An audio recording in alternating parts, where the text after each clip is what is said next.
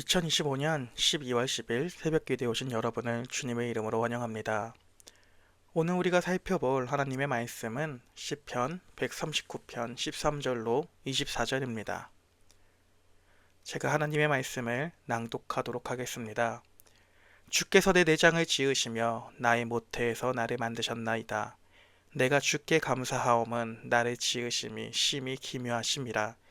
주께서 하시는 일이 기이함을 내 영혼이 잘 아나이다. 내가 은밀한 데서 지음을 받고 땅의 깊은 곳에서 기이하게 지음을 받은 때에 나의 형체가 주의 앞에 숨겨지지 못하였나이다. 내 형질이 이루어지기 전에 주의 눈이 보셨으며 나를 위하여 정한 날이 하루도 되기 전에 주의 책에 다 기록이 되었나이다. 하나님이여, 주의 생각이 내게 어찌 그리 보배로우신지요. 그 수가 어찌 그리 많은지요. 내가 세려고 할지라도 그 수가 모래보다 많도소이다. 내가 깰 때에도 여전히 주와 함께 있나이다.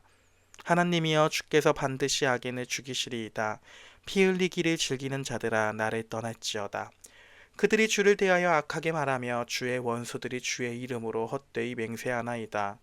여호와여, 내가 주를 미워하는 자들을 미워하지 아니하오며 주를 치러 일어나는 자들을 미워하지 아니하나이까. 내가 그들을 심히 미워하니 그들은 나의 원수들이니이다. 하나님이여, 나를 살피사 내 마음을 아시며 나를 시험하사 내 뜻을 아옵소서. 내게 무슨 악한 행위가 있나 보시고 나를 영원한 길로 인도하소서. 하나님의 말씀입니다. 우리가 눈을 들어서 우주, 지구, 자연 등을 보면 수많은 질서와 균형들이 있습니다. 즉, 우리는 살아가며 자연의 법칙들을 발견을 합니다. 하지만 이 법칙들을 창조하지는 못합니다. 따라서 인간은 자연 법칙들을 보며 감탄합니다. 성경에서는, 특히 욥기에서는 이런 경외감이 그대로 드러납니다. 욥기 38장 4절로 5절을 제가 읽어드리겠습니다. 내가 땅에 기초를 놓을 때에 너가 어디 있었느냐? 너가 깨달아 알았거든 말할지니라. 누가 그것의 도량법을 정하였는지, 누가 그 줄을 그것의 위에 띄었는지 너가 아느냐? 그러나 이러한 경외감을 들게 하는 법칙들이 과연 우리가 살아가는 세상, 즉 인간의 외부에만 있을까요? 아닙니다. 외부가 아닌 우리 내면, 우리 인간의 내면만 봐도 정말로 우주 못지않은, 자연 못지않은 많은 법칙들이 있습니다. 따라서 철학적으로 인간을 향해 소우주라는 표현을 사용하기도 합니다.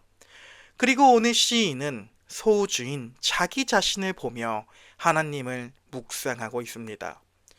시인은 나라는 존재가 만들어지기 전부터 하나님이 나를 준비한다고 말을 합니다. 사랑하는 여러분, 이때 우리가 가진 정체성을 다시금 생각해 보길 원합니다. 우리는 이 세상, 이 사회를 살아가며 나를 나타내는 정체성들이 무수하게 많습니다. 출신 지역, 학교, 직업 등등등. 하지만 이 모든 것은 결국에 우리가 태어난 이후 내가 살아가면서 얻게 되는 그런 부여가 되는 정체성인 것입니다. 오늘 시편의 화자는 이러한 것들이 있기 전부터 하나님이 나를 만드셨다고 말합니다. 심지어 내가 나라고 하는 자아상의 인식을 가지기 전부터 하나님의 뜻 가운데에 존재한다라고 하는 사실을 묵상하고 있습니다. 우리 외부인 자연만 봐도 하나님을 찬양합니다. 어찌 이리 아름다운 것들이 있는 것인가 하면서 말합니다. 이러한 경탄은 이제 나라고 하는 존재의 조명이 됩니다.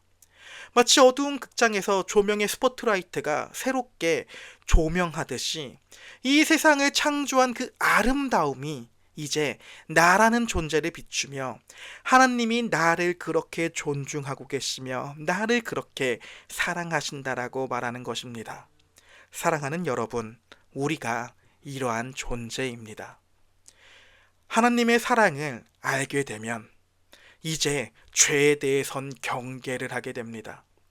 왜냐하면 오늘 본문의 시인도 그렇기 때문입니다. 오늘 본문의 시인은 하나님이 나를 사랑하는 것을 알게 됩니다. 그리고 그 시인은 이윽고 분노합니다. 이 분노는 거룩한 분노가 됩니다. 화자는 하나님을 무시하고 대적하는 죄인들의 미움을 고백합니다. 그리고 악인과 원수들을 향해 저주합니다. 그러나 이 저주는 너희가 망했으면 좋겠다라고 말하는 단순한 저주가 아닙니다. 시인이 하고 있는 분노는 원수와 죄인을 정죄하는, 내가 너네들이 정말로 망했으면 좋겠다라고 하는 그러한 분노가 아니라 결국 자기 자신을 향해 그 분노가 적용이 됩니다. 나의 아내, 그리고 이 세상에 창조하신 하나님의 목적, 창조의 목적을 파괴하는 죄를 내가 미워하겠다라고 하는 결단인 것입니다. 하나님께서는 이스라엘에게 분명히 내가 거룩하니 너희도 거룩하라고 말씀하셨던 그 뜻을 하나님의 사랑 안에서, 하나님의 그 은혜 안에서 내가 거룩하겠다라고 하며 정말로 그 거룩하게 삶을 살겠다라는 다짐인 것입니다. 이제 말씀을 맺으려고 합니다. 우리는 하나님의 겉작품입니다. 심지어 하나님은 우리를 위해 예수 그리스도라는 몸과 피를 주셨습니다. 이는 하나님의 전적인 뜻 가운데에 실행됩니다.